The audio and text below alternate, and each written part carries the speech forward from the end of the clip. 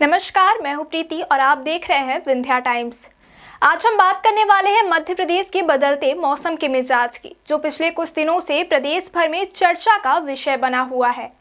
बंगाल की खाड़ी में बन रहे मौसम संबंधी सिस्टम के प्रभाव से तापमान में लगातार उतार चढ़ाव दर्ज किया जा रहा है। सुबह शाम की ठिठुरन में थोड़ी कमी जरूर आई है, लेकिन कोहरे का प्रकोप अभी भी अपनी जगह कायम है। आइए विस्तार से समझते हैं कि आखिर प्रदेश में मौसम में आए इस बदलाव की वजह क्या है और आगे क्या उम्मीद की जा सकती है।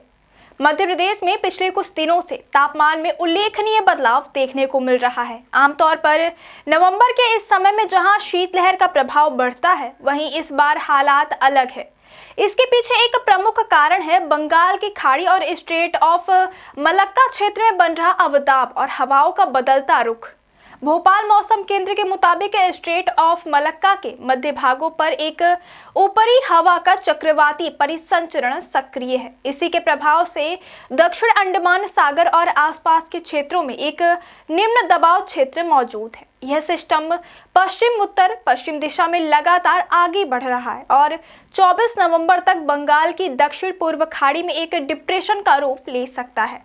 मौसमी वैज्ञानिकों का अनुमान है कि यह सिस्टम अगले 48 घंटों में और अधिक सक्रिय होकर बंगाल की दक्षिण पश्चिम खाड़ी की ओर बढ़ सकता है। यही वजह है कि मध्य प्रदेश में शीतलहर का असर फिलहाल कम हो गया है। आमतौर पर उत्तर भारत से आने वाली ठंडी हवाएं प्रदेश में सर्दी की तीव्रता बढ़ाती हैं, लेकिन इस बार पूर्वी हवाएं सक्रिय हुई हैं, जिससे तापमान में बढ़ोतरी दर्ज की गई।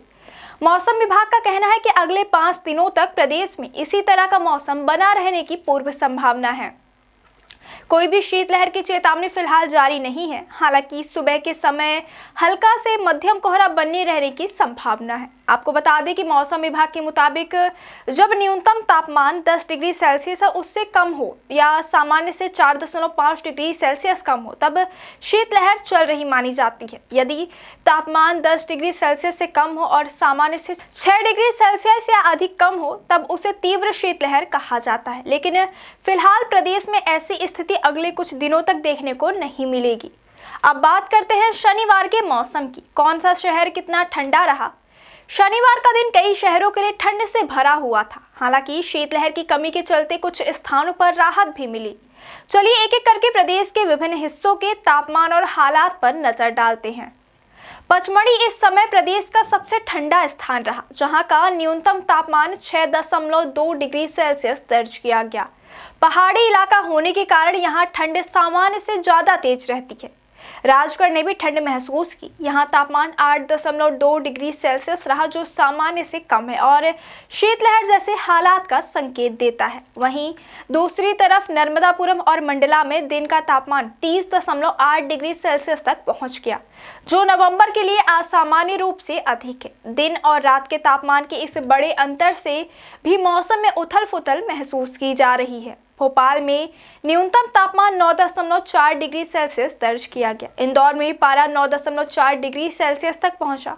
इन दोनों शहरों में रात के समय हल्की ठंडक रही, लेकिन सुबह का तापमान थोड़ा बढ़ा हुआ महसूस हुआ। कोहरे का असर भी प्रदेश में अलग अलग स्थानों पर अलग अलग रहा।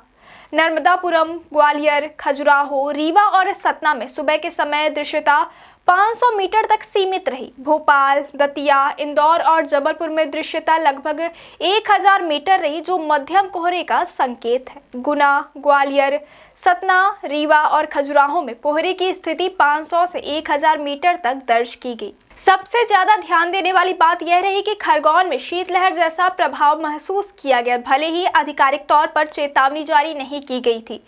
मौसम वैज्ञानिकों का कहना है कि अगले 4 से 5 दिनों तक न्यूनतम तापमान में बड़ी गिरावट की संभावना नहीं है।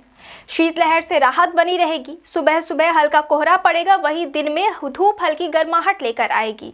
अवदाब के आगे बढ़ने के साथ देश के पूर्वी तटीय क्षेत्रों में हलचल जरूर देखने को मिलेगी, लेकिन उसका सीधा प्रभाव मध्य प्रदेश पर कम ही रहेगा। अगर सिस्टम और मजबूत हुआ तो हवाओं के पैटर्न में दोबारा बदलाव हो सकता है और ठंड लौट सकती है, खासतौर पर महीने के अंत तक। तो कुल मिलाकर मध्य प्रदेश में इस मौसम में थोड़ी राहत मिलने वाली है। दिन में गर्माहट, रात में हल्की ठंड और सुबह के धुंधले के साथ मौसम फिलहाल सुहावना लेकिन बदलता हुआ है। बंगाल की खाड़ी में बन रहा मौसम तंत्र आने वाले दिनों में और भी असर दिखा सकता है।